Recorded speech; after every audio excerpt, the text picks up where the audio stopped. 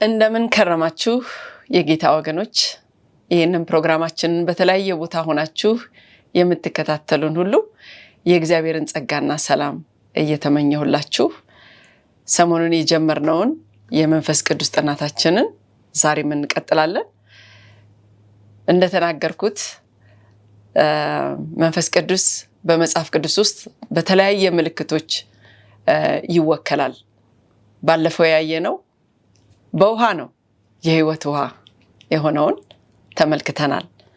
ዛሬ ደግሞ ዘይት መንፈስ ቅዱስን ይወክላል። መጽሐፍ ቅዱስ ውስጥ የመግቢያ ጥቅሳችን የተወሰደው ከሉቃስ 4:18 ነው። በጌታ ስም አነበዋለሁ።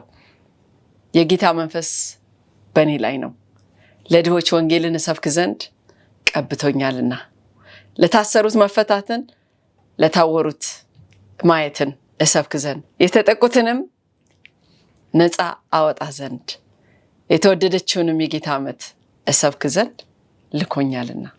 እንጸልይ። ክብርና ምስጋና አምልኮና ስግደት የሚገባ ቅዱስ እግዚአብሔር ኃያልና ሕያው አምላክ በጌታ በኢየሱስ ክርስቶስ ስም እንደገና ወደ ጸጋ ዙፋን እንቀርባለን። እግዚአብሔር ሆይ እናመሰግንሃለን። መልካም አምላክ፣ መልካም አባት ስለሆንክ ዛሬም ደግሞ ለልጆችህ ልታስተምር ይህንን የህይወት ቃል የሚሰራውን የሰውን ልብ የሚለውጠውን አእምሮን ተላልፎ የሚሄደውን ኃይል ያለውን ቃልህን በእኔ በደካማ ባሪያ እንድታስተላልፍ በክርስቶስ ኢየሱስ ስም እለምንሃለሁ። ጌታ ሆይ የቃሉ ባለቤት የሆንከው መንፈስ ቅዱስ ይህንን ቃል ለሚሰሙት ሁሉ ለህይወት እንድታረግላቸው፣ እንድታስተምራቸው፣ ከኃጢአተኛ መንገድ እንድትመልሳቸው፣ ደግሞም ጌታ ሆይ ልባቸው ላንተ እንድታረገው የቃልህ ኃይል በክርስቶስ ኢየሱስ ስም ይለቀቅ ዘንድ ጸልያለሁ። መንፈስ ቅዱስ እኔንም ሙሉ ለሙሉ እንድትሞላኝ፣ ሞልተ ደግሞ እንድትናገር በጌታ በኢየሱስ ክርስቶስ ስም እለምንሃለሁ። ኃጢአት በደሌን ሁሉ ይቅር በለህ አንደበቴን በእሳትህ እንድትነካ በክርስቶስ ኢየሱስ ስም እለምንሃለሁ። ክብር ሁሉ ላንተ ይሁን በጌታ በኢየሱስ ስም አሜን። ዛሬም ዘይት ወይንም ቅባት መለኮታዊ ምርጫን ያሳያል። ቅባት ይለያል። ዛሬ ዘይት በመጽሐፍ ቅዱስ ውስጥ እንደተናገርኩት የመለኮታዊ ምርጫ፣ የኃይል፣ የመመሪያና የዓላማ ፍጻሜ ምልክት ነው። መጽሐፍ ቅዱስ ውስጥ መንፈስ ቅዱስ በዘይት ወይንም በቅባት ሲወከል በተለያየ ቦታ እናያለን። በቤተ መቅደስ ውስጥ ያለው ዘይት መንፈስ ቅዱስን እንዴት እንደሚወክል በጥቂት ውስጥ እንመልከት። ዘጸአት 30:22-24 ላይ ምን ይላል?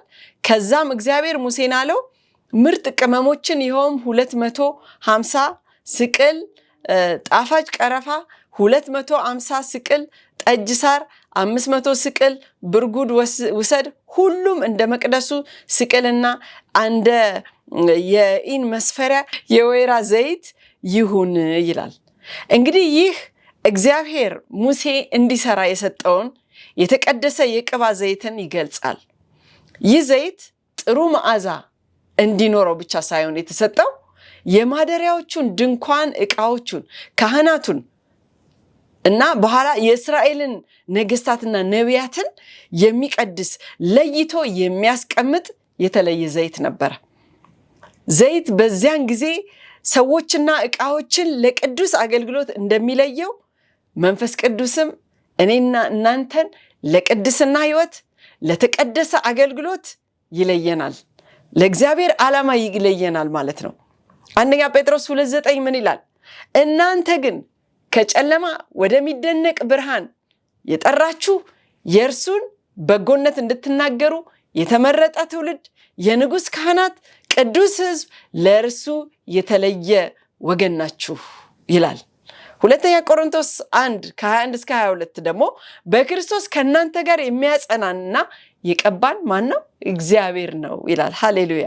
ደግሞም ያተመን የመንፈሱን መያዣ በልባችን የሚሰጠን እርሱ ነው ይላል። ሃሌሉያ። በቤተ መቅደስ ውስጥ የነበረው መቅደስና ዘይት ነበረ።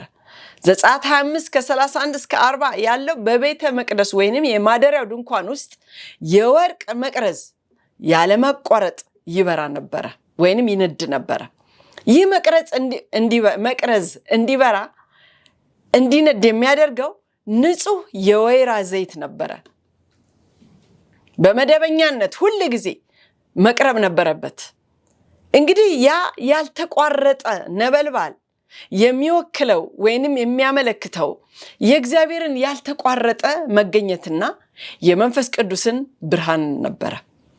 ልክ ዘይቱ መቅረዙን ወይንም መብራቱን እንዲያበራ እንደሚያደርገው ሁሉ መንፈስ ቅዱስ እምነታችንና ምስክርነታችንን ሕያው ያደርገዋል ማለት ነው።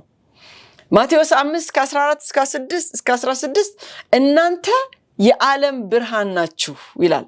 መልካም ስራችሁን አይተው በሰማይ ያለውን አባታችሁን እንዲያከብሩ ብርሃናችሁ እንዲሁ በሰው ፊት ሁሉ ይብራ ይላል። ለዘሩባቤልም የተነገረው የእግዚአብሔር ቃል የዚህን ሐሳብ አጠቃሎ ያሳያል።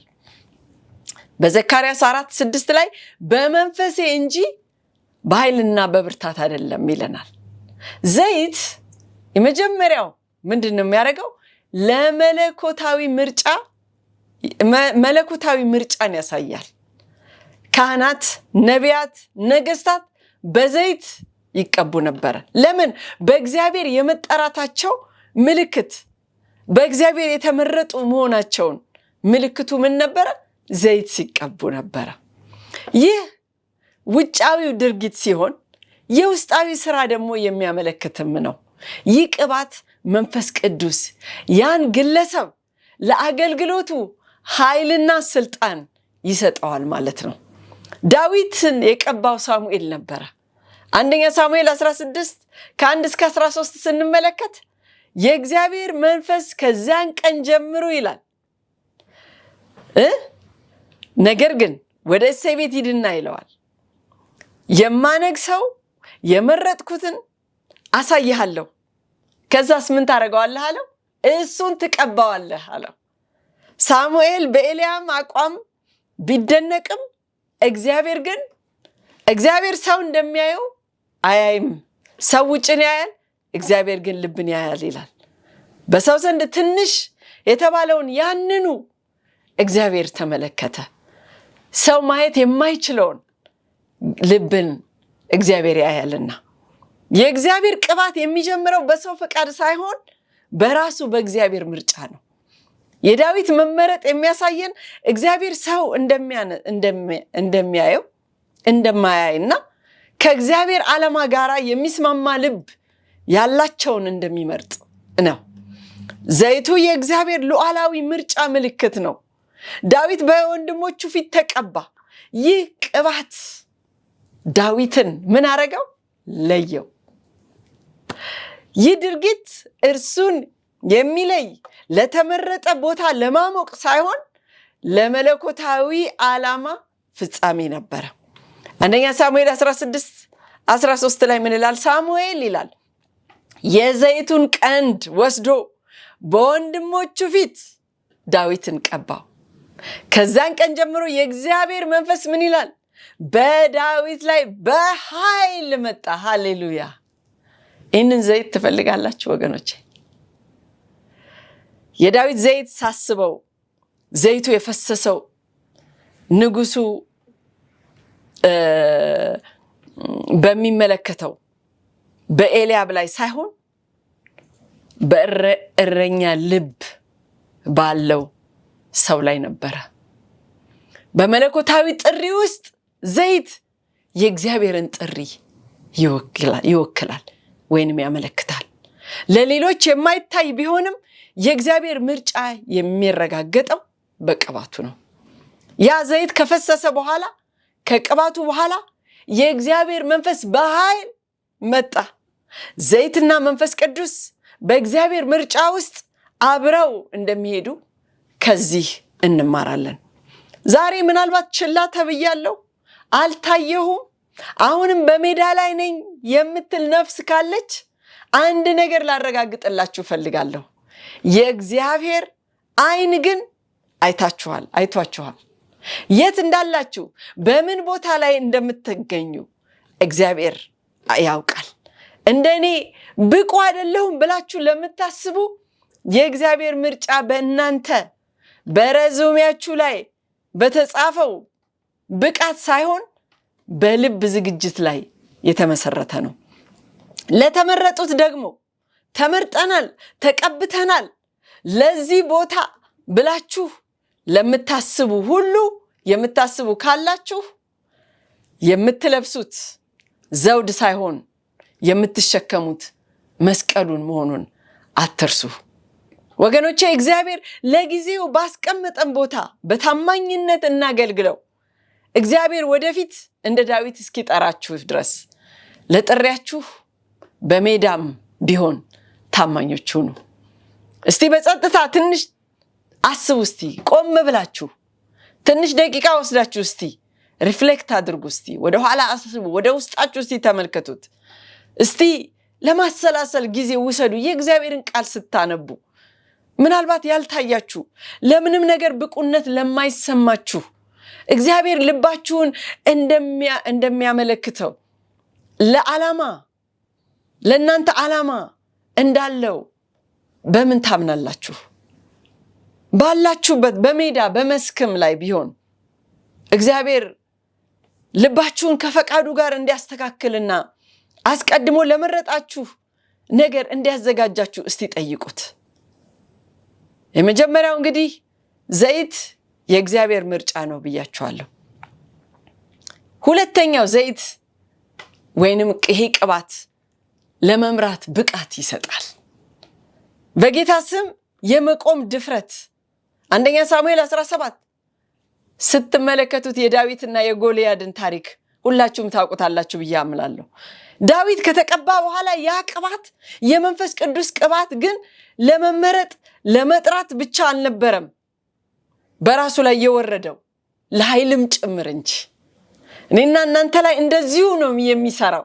እግዚአብሔር ላስቀመጣችሁ ቦታ በኃይል እንድትንቀሳቀሱ በድፍረትና በጽናት እንድትቆሙ የሚያደርግ ቅባት ነው በእናንተ ላይ ያረፈው። ሃሌሉያ። የዳዊት ቅባት ከጎልያድ ጋር ለመጋፈጥ ድፍረትና እምነትና ችሎታን ምን አደረገው? ሰጠው። ከዚህም የምንማረው መንፈስ ቅዱስ ከተፈጥሯዊ ጥንካሬ በላይ ከሰው አካላዊ ብርታት በላይ ለሚጠይቁት ተግዳሮቶች የመረጠውን እንደሚያስታጥቅ ነው። ዳዊትና ከጎልያድ ጋር ያለው ታሪክ የጀግንነት ታሪክ ብቻ አይደለም ወገኖቼ፣ ነገር ግን በመንፈስ ቅዱስ የተደገፈ አመራር ታሪክ ነው እንጂ። ዳዊት የሰለጠኑ ወታደሮች በፍርሃት ሽባ ወደ ሆኑበት ጎሮ ውስጥ ነበር የገባው። ነገር ግን በድፍረት አንተ በሰይፍና በጦር ትመጣብኛለህ፣ እኔ ግን በአንተ ላይ በሰራዊት ጌታ በእግዚአብሔር ስም እመጣብሃለሁ አለው። ሃሌሉያ። ዳዊት ይህን የተናገረው ከስጋ መታበይ በተነሳ አይደለም። ያኔ በተቀባ ጊዜ በእርሱ ላይ በመጣው መንፈስ ኃይል ተሞልቶ ነው የተናገረው። አዎ ደፋር ያደርጋል። ከዚህም የምንማረው ነገር አለ። የመንፈስ ቅዱስ በእኛ ላይ መኖር ጦርነትን አያስወግድም፣ ጠላትንም ወደኋላ አያረግም። ነገር ግን ለጦርነቱ ብቁና እንድናሸንፍ እንድንጋፈጥ አድርጎ ያስታጥቀናል። ወገኖቼ ይህንን ኃይል ተለማምዳችኋል? ድፍረትስ? ሌሎች ወደኋላ ሲያፈገፍጉ እናንተ በድፍረት ትቆማላችሁ? ማስተዋልስ? ጎልያድ እንደ ማስፈራራት ዳዊት ጎልያድን እንደ ማስፈራራት አይደለም ያየው፣ ነገር ግን በእግዚአብሔር ላይ መቃወም ማየት፣ ልክ እግዚአብሔርን እንደተናገረ አድርጎ በእግዚአብሔር ላይ እንደተቃወመ አድርጎ የእግዚአብሔርን ሕዝብ እግዚአብሔርን እንደደፈረ አድርጎ ነው ዳዊት ያየው። የዳዊት ማስተዋል ይሄ ነው አይባልም። ይህንንም እንዲያስተውል ያደረገው በራሱ ላይ የወረደው ያ ዘይት ነበረ። ወገኖቼ ይህ ዘይት ድፍረትን ይሰጣል። ይህ ዘይት ማስተዋልን ይሰጣል፣ ችሎታም ይሰጣል። በረኛው እጅ ላይ ወንጭፍ ነበር የተጠቀመው። ድሉ ግን ከወንጭፉ ሳይሆን ከቅባቱ ላይ የተመሰረተ ነበር።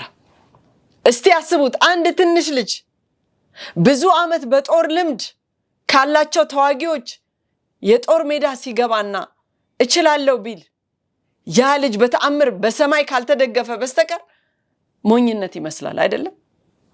ያ ልጅ ዳዊት ነበር።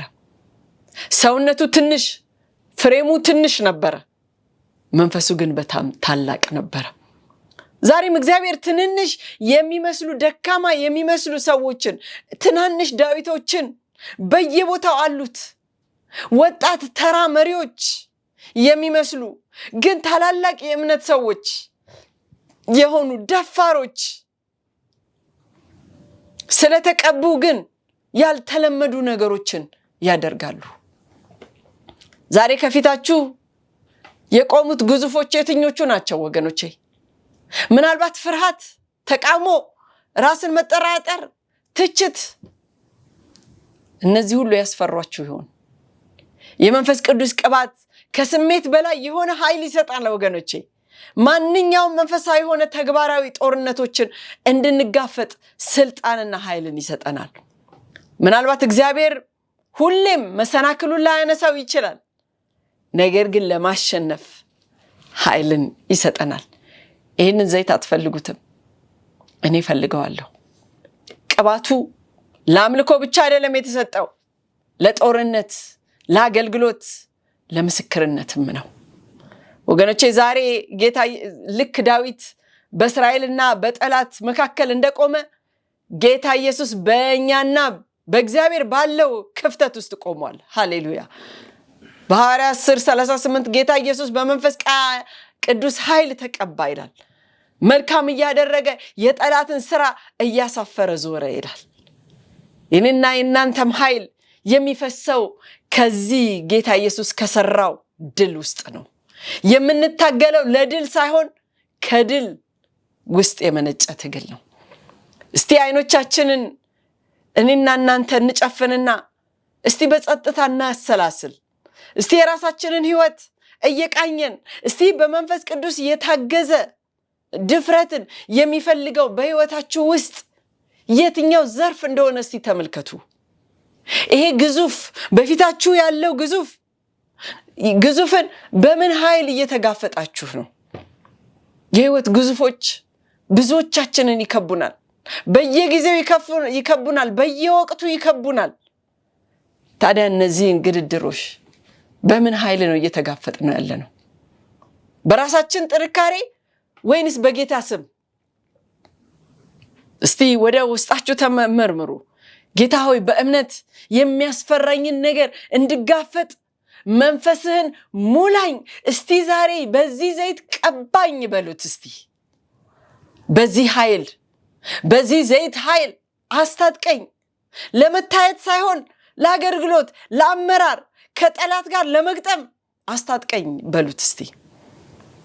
ሌላው ሶስተኛው ዘይቱ መመሪያና ጥበብን ይሰጣል።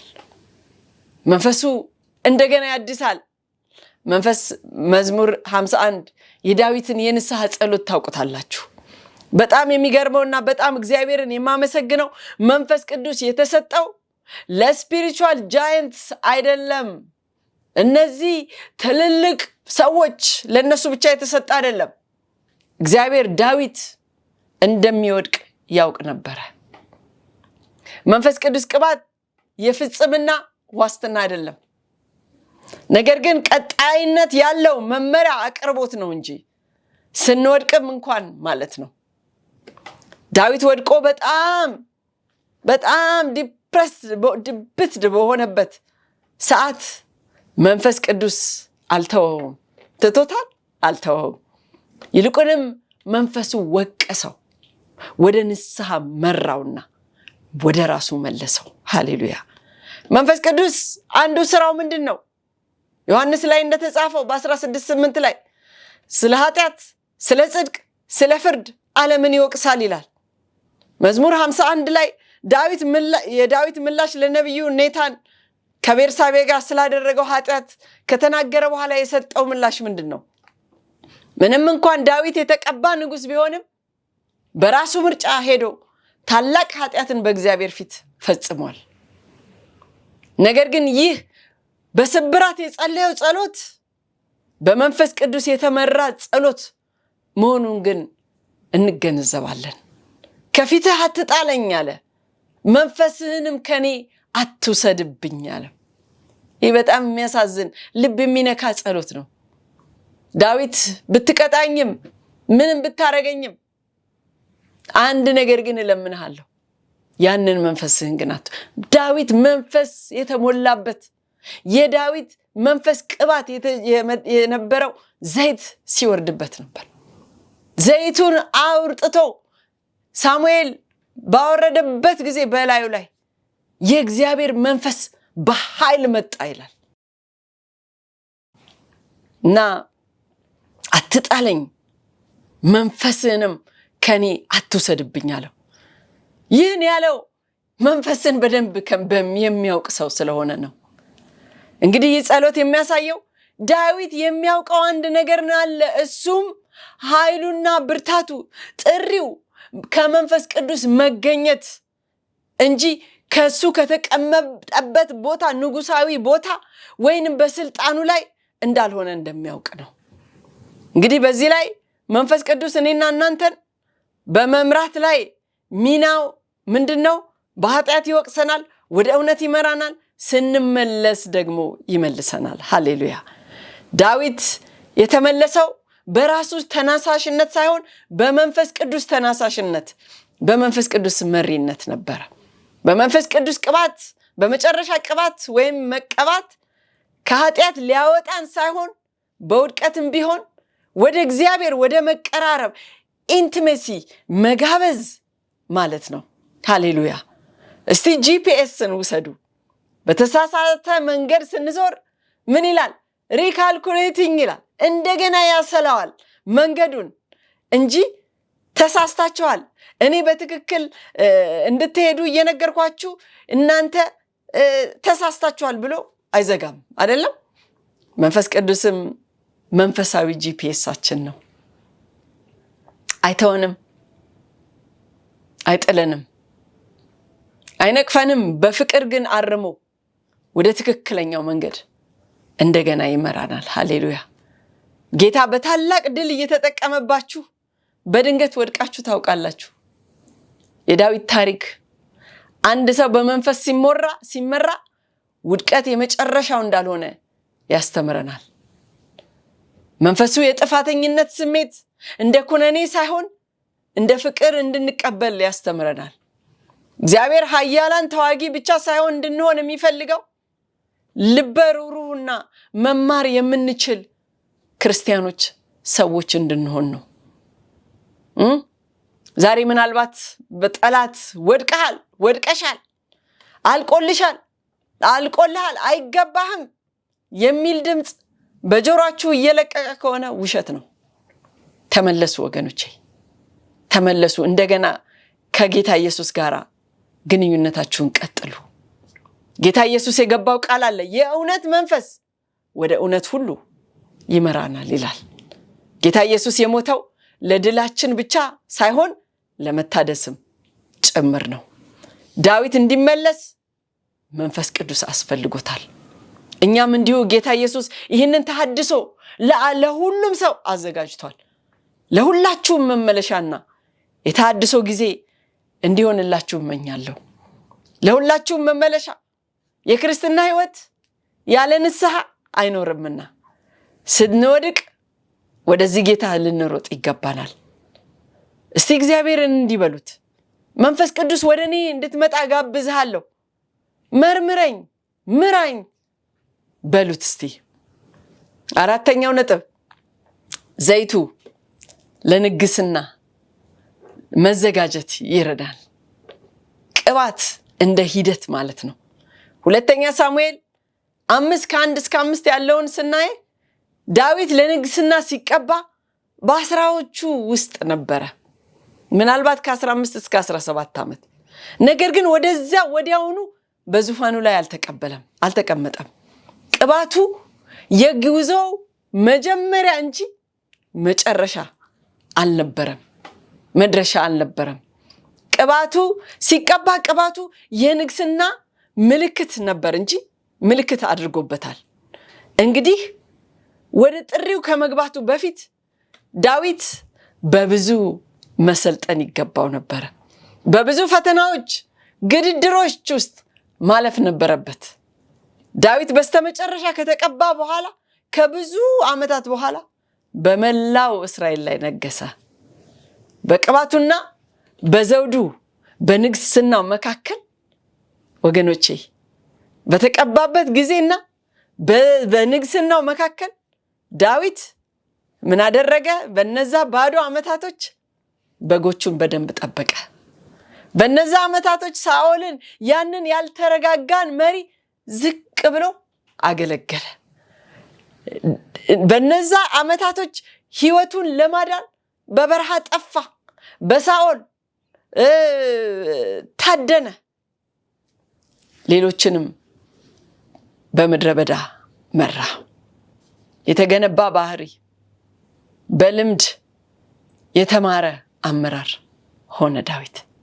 በጥበቃ ውስጥ ወገኖቼ ዝግጅቱ ምን ይመስላል? ዳዊት ከተቀባበት እስከሚነግስ ድረስ ዝግጅቱ ምን ይመስላል? መዘግየት መካድ እንዳልሆነ ዳዊት ተምሯል። ፈረንጆች እንደሚሉት ዲሌይ ኢዝ ኖት ዲናይድ። እግዚአብሔር ብዙ ጊዜ ውስጣዊውን ማንነታችንን ለማጠንከርና ለመገንባት ጊዜ ይወስዳል። ልክ በዘሩ ላይ እንደሚፈሰው ዘይት ነው። ወዲያውኑ አያብብም አይደለ? ነገር ግን ዘሩ ልክ ገበሬው እንደሚዘራው ከመሬት በታች ያለውን እድገት ይገነባል። ዘሩ መጀመሪያ ከመሬት ውጭ ከመውጣቱ በፊት እኔና እናንተ በአይን ከማየታችን በፊት ወደ ውስጥ እየጠለቀ ስር ማውጣት አለበት። እድገቱ ወደ ውስጥ ይሆናል። ዳዊት የተማረው በዚህ ቆይታ ውስጥ ነው። ከሉዓላዊነት በፊት አገልጋይነት ያስፈልጋል ወገኖቼ። ከአገዛዝ በፊት ምድረ በዳ ተመለከተ ዳዊት፣ ተለማመደ። ከታዋቂነት በፊት መደበቅን፣ በጓዳ መቆየትን፣ እግዚአብሔር ነገስታቱን ሊቀባቸው ያሰበውን የሚያሳድጋቸው በዋሻ እንጂ በቤተ መንግስት አይደለም። እናንተስ እግዚአብሔር ቀብቷችኋል፣ ግን ገና ሹመት አላገኘሁም እኔ ምን ሆናለሁ ብላችሁ አስባችሁን? ይልቁንም ለማደግ ይህንን የዝግጅት ወቅት ተጠቀሙበት ወገኖቼ። ዛሬ ምናልባት በሜዳ ላይ ትሆኑ ይሆን? ተጠቀሙበት። በባህሪ ለማደግ፣ በመታዘዝ ለማደግ፣ በእግዚአብሔር ለመደገፍ ለማደግ ወገኖቼ ይህ ዘይት ያስፈልገናል። በዳዊት ራስ ላይ የፈሰሰው ዘይት እውነተኛ ዘይት ነበረ። ግን ሂደቱም ፕሮሰሱም እንዲሁ እውነት ነበረ። ዳዊት ራሱ ላይ ዘውድ አልጫነም። እግዚአብሔር ግን በቀኑ በሰዓቱ ግን ጠበቀው። ጌታ ኢየሱስን በጥምቀቱ ጊዜ ይህ ነበር ያ ቅባት የወረደበት። ነገር ግን ከመስቀሉና ከትንሣኤው በፊት ብዙ ዓመታትን ጠብቋል። ጾሟል፣ አገልግሏል፣ አስተምሯል፣ በታዛዥነት ተመላልሷል። ጌታ ኢየሱስ አምላክ ሆኖ እንኳን የዝግጅትን ሂደት ፕሮሰሱን ተቀብሏል። ምንም ልጅ ቢሆን ይላል ከተቀበለው መከራን መታዘዝን ተማረ ይለናል ዕብራውያን 5:8። እናንተስ ወገኖቼ በሂደቱ በፕሮሰሱ ታማኝ ለመሆን ፈቃደኞች ናችሁ ወይንስ ቶሎ ለመጨረስ እየተጣደፋችሁ ነው? እስቲ በጸሎት እግዚአብሔርን ጠይቁት። ጌታ ሆይ ስለቀባኸኝ አመሰግናለሁ፣ በምጠብቅበት ጊዜ ታማኝን እንደሆን አስተምረኝ በሉት። እስቲ በጠራኸኝ ቦታ ጸንቼ እንድቆይ የሚያስፈልገኝን በውስጤ ገንባ በሉት እስቲ። በመጨረሻ ዘይቱ የእግዚአብሔር ዓላማን ፍጻሜ ላይ ያደርሰዋል። ይህ ዘይት በጥሩ ሁኔታ የሚያስጨርስ ቅባት ነው። ጅማሬ ብቻ ሳይሆን ፍጻሜን መጨረስን የሚያደርስ ዘይት ነው። በሐዋርያት ሥራ 13:22 ላይ እርሱንም ከሻረው በኋላ ዳዊትን በእነርሱ ላይ እንዲነግስ አስነሳው፣ ሲመሰክርለትም እንደ ልቤ የሆነ ሰው ፈቃዴን ሁሉ የሚያደርግ የእሴይን ልጅ ዳዊትን አገኘሁ አለ ይላል። ቅባቱ ጉዞውን ለመጀመር ብቻ አይደለም፣ ነገር ግን በጥሩ ሁኔታ ለመጨረስም ነው። ዳዊት ፍጹም የሆነ ህይወትን አልኖረም፣ ነገር ግን ዓላማ ያለውን ህይወት ግን ኖሯል። ዳዊት በቅባቱ ውስጥ ከቅባቱ ጋር ስለተራመደ በድልና በመሸነፍ በወጣትነትና በእርጅና በመሄዱ የእግዚአብሔርን ዓላማ በትውልዱ ፈጸመ። ጳውሎስ የዳዊትን ህይወት ጠቅለል አድርጎ ሲናገር የተናገረው የዳዊትን ህይወት በድሉ ወይንም በውድቀቱ ሳይሆን ነገር ግን በዚህ ነጠላ እውነት ነበረ። ዳዊት እግዚአብሔርን የጠየቀውን በህይወቱ ፈጸመ። እግዚአብሔር የጠየቀውን በህይወቱ ፈጸመ አለ። ሃሌሉያ! ያ ቅባት ዳዊትን ረዳው። ቅባቱ ዳዊት ጥሪውን እንዲያገኝ አደረገው። ቅባቱ በመከራው በችግሩ ጊዜ እንዲጸና አደረገው። ቅባቱ በቅንነት እንዲመራ ረዳው። ፍጹም ባይሆንም ነገር ግን ረዳው። በመጨረሻ ቅባቱ በትሩን ለሚቀጥለው ትውልድ እንዲያስተላልፍ ረዳው። በመጨረሻ የዳዊት ህይወት ለትሩፋት አብነት ሆነ። ምክንያቱም ከእግዚአብሔር ዓላማ ጋር ስለተስማማ ዳዊት በራሱ ዘመን የእግዚአብሔርን ፈቃድ ካገለገለ በኋላ አንቀላፍቷል ይለናል ሐዋርያት ሥራ 13:36 የእግዚአብሔርን ፈቃድ ወይንም ዓላማ መፈጸም ምን ይመስላል ወገኖቼ?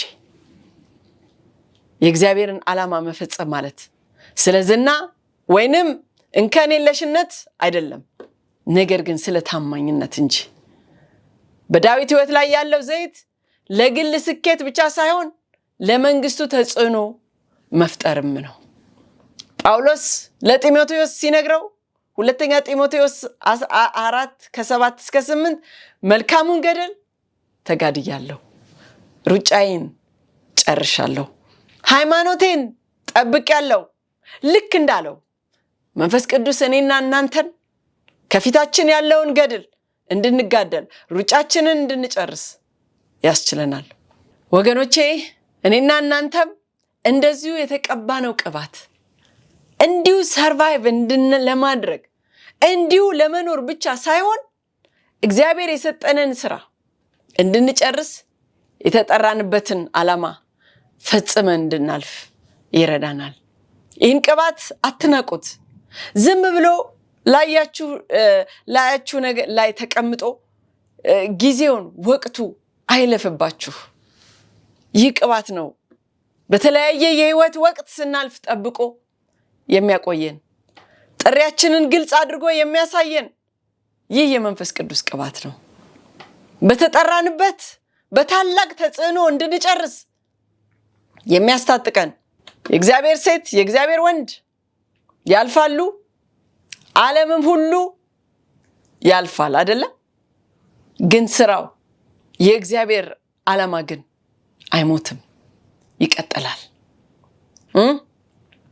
የዳዊት ህይወት ለጌታ ኢየሱስ ለተቀባው መሲህ ጥላ ነበር። ጌታ ኢየሱስ በዮሐንስ 17:4 ላይ እኔ ላደርገው የሰጠኸኝን ስራ ፈጽሜ በምድር አከበርኩህ አለ። ይህ በዳዊት ላይ የረዳው ይህ መንፈስ ነው። ለጌታ ኢየሱስም ኃይል ሰጥቶ ለተላከበት ዓላማ ፍጻሜን የሰጠው ወገኖቼ ይህ የመንፈስ ቅዱስ ዘይት ነው። ዛሬ በእኔና በእናንተ ላይ የሚኖረው ይህን መንፈስ ይህን ዘይት አግኝታችኋል? አግኝታችሁታል? ዛሬ እስቲ ራሳችሁን ሁላችንም እስቲ ራሳችንን እንመልከት። ከማን እቅድ በማን ዓላማ ነው በየቀኑ ምራመደው? ወይንስ በራሴ እቅድ እየተንቀሳቀስኩ ነው ብለን እስቲ ራሳችንን እንጠይቅ። በመጨረሻ ሳጠቃልል ለዓላማ የተቀባ መቀባት ክስተት ሳይሆን ጉዞ ነው። ይህ ጉዞ ነው። ቅባት በዳዊት ሕይወት ውስጥ እንደተመለከትነው የቅባቱ ዘይት ልዩ ስሜት የሚሰማበት የአንድ ጊዜ ክስተት ብቻ ሳይሆን የመለኮታዊ ጉዞ መጀመሪያ ነው። ይህ ዘይት በዳዊትና ዛሬ ደግሞ በእኔና በእናንተ ሕይወት የሚወክለውን ተመልክተናል። መለኮታዊ ምርጫን እግዚአብሔር ዳዊትን ማንም ሳያየው መረጠው። እኔና እናንተንም በጸጋው እንጂ የመረጠን በብቃታችን አይደለም። ሁለተኛ ለአመራር ማብቃትን ነው። ዳዊት የተቀባው ይህ ዘይት ያበቃል ብያለሁ፣ ብቃት ያመጣል። ዳዊት የተቀባው በጎልያድ ፊት ለመቆም ረዳው። እኔና እናንተም በራሳችን ልናሸንፋቸው ለማንችላቸው የህይወት ውጊያዎች መንፈስ ቅዱስ በድፍረት ብርታት ይሰጠናል። ሶስተኛው መመሪያና ጥበብ ይሰጣል። ዳዊት በወደቀ ጊዜ እንኳን ቅባቱ ወደ ንስሐ ተመልሶ እንዲመለስ መራው። እኔና እናንተንም የእግዚአብሔር መንፈስ ወደቃችሁ ብሎ አይተወንም፣ ወደ ራሱ ግን ይመልሰናል። አራተኛው ለንግስና መዘጋጀት ያደርጋል። ቅባቱ ወደ ስልጣን በፍጥነት ላያመራን ይችላል። በህይወት ማቆያ ክፍል ውስጥ ግን እኔና እናንተን ይሰራናል፣ ይመሰርተናል። እኔና እናንተን ወደ ውጭ አውጥቶ ስልጣን ላይ ከማስቀመጡ በፊት ያዘጋጀናል። መጨረሻው አምስተኛው የእግዚአብሔር ዓላማ ፍጻሜ ይሆናል። ዘይቱ ዳዊት በዘመኑ ሁሉ የእግዚአብሔርን ዓላማ ካገለገለ በኋላ አንቀላፋ። ግቡ ይሄ ነው። በቅባቱ ያለው ዓላማ ይሄ ነው። ዝም ብሎ ለመቀባት ብቻ አይደለም ሳይሆን ሩጫችንን በታማኝነት ለመጨረስ ይረዳናል። እስቲ ጌታ ሆይ ዘይቱን እንደገና በላይ አፍስስ በሉት። እስቲ ይፍሰስላችሁ። ከጉዟችሁ በዚህ ምድር ጉዟችሁ የትኛው ወቅት ላይ ናችሁ? ምን ቦታ ላይ ነው ያላችሁት? ዛሬ ምናልባት እንደ ዳዊት አልታየንም ብላችሁ ሊሰማችሁ ይችላል። እግዚአብሔር ግን መርጬሃለሁ ይላል። ምናልባት ከዳዊት ጋር ከጎልያድ ጋር እየተጋፈጣችሁ እየተፋጠጣችሁ ይሆናል። እግዚአብሔር ግን ኃይል ሰጥቼሻለሁ ይላል። ምናልባት በኃጢአት ወድቃችሁ ተስፋ ቆርጣችሁ ይሆናል። እግዚአብሔር ግን መልሼ እመራሃለሁ አነሳሃለሁ ይላል። ሃሌሉያ። ምናልባት በመጠበቅ በረሃ ውስጥ ደክሟችሁና ታክቷችሁ ከሆነ እግዚአብሔር ግን እያዘጋጀው ነው ይላል። ወይ ምናልባት በጥሪ በተጠራህበት ቦታ ሙሉ በሙሉ ለመመላለስ እየጓጓሁ ይሆናል። እግዚአብሔር ግን በአንተ ላይ ያለኝ ዓላማ እፈጽማለሁ ይላል። ወገኖቼ ይህ ሰዓት በእግዚአብሔር ፊት የመምጣት የጸሎት ጊዜ ይሁንላችሁ። ለተጨማሪ ዘይት ሳይሆን በሕይወታችሁ ላይ ስላለው ቅባት ለአዲስ ግንዛቤ ለአዲስ ብርሃን እንዲሆንላችሁ እንጂ። መንፈስ ቅዱስ እዚህ ቦታ አለ። ዛሬ መንፈስ ቅዱስ የእግዚአብሔርን ዓላማ በእናንተ ላይ ለማንገስ ተስፋችሁን ለመመለስና ሩጫችሁን በደንብ እንድትጨርሱ ይረዳችኋል። ጠይቁት እግዚአብሔርን። ቀባኝ በሉት፣ እንደገና አድሰኝ በሉት። በዛ ዘይት ይቀባችኋል፣ ያድሳችኋል። ጌታ ይባርካችሁ።